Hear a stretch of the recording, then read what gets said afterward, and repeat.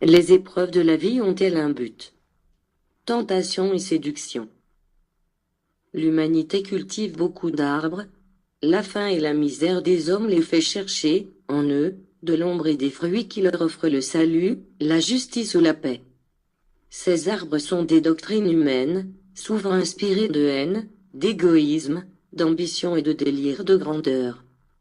Leurs fruits sont la mort, le sang, la destruction et les outrages à l'égard du plus sacré dans la vie de l'homme, qui est la liberté de croire, de penser, de s'exprimer, en un mot, qui est privé de la liberté de l'esprit.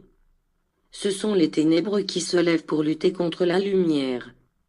Je vous ai dit, Israël bien-aimé, que le temps viendra où les faux porte-paroles se lèveront pour faire accéder le faux Jésus et, dans leur matérialisme, ils tromperont, en disant que le Maître s'exprime par leur intermédiaire. De faux guides, de faux prophètes et de faux soldats surgiront qui, avec leur discours et leur matérialisme, chercheront à vous écarter du chemin de la lumière et de la vérité.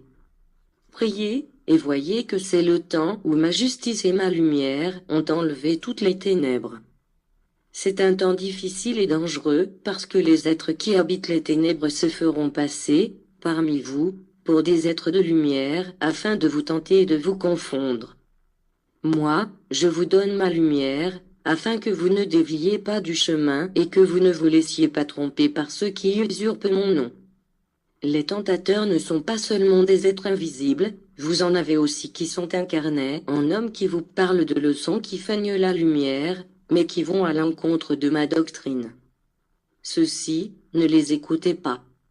Mon royaume est fort et puissant et, si j'ai permis que, devant ma force et mon pouvoir, se lève un autre pouvoir, celui du mal, c'est pour pouvoir démontrer le mien, afin que vous puissiez sentir et contempler la force de ma lumière et de ma vérité face à l'imposture et aux ténèbres.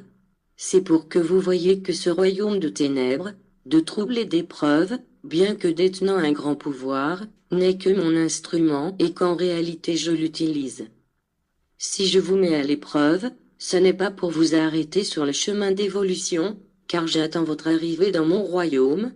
Cependant, je souhaite que vous arriviez, à moi, victorieux après les combats, fort après la lutte, plein de lumière de l'expérience spirituelle après le long séjour, et avec l'esprit débordant de mérite, afin que vous puissiez élever humblement votre visage et contempler le Père à l'instant où il s'approchera pour poser sur vous son baiser divin, un baiser qui contient tout le bonheur et toutes les perfections pour votre esprit.